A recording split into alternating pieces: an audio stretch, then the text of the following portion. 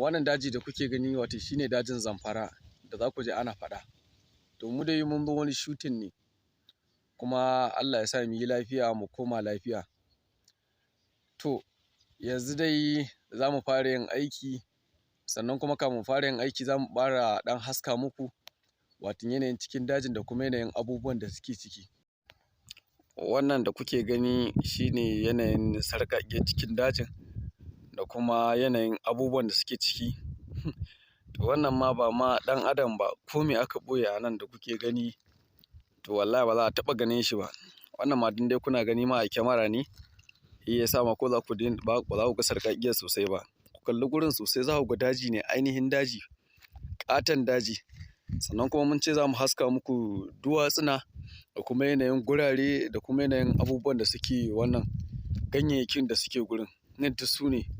Wancan gurin da kuke gani ga can, ku kalle ku gani wani ƙaton dutse ne, indai wannan bishiyar ta ɗan kare mana ne. To da za ku gan shi, ku kalli gurin sosai ku gani. Kun gani?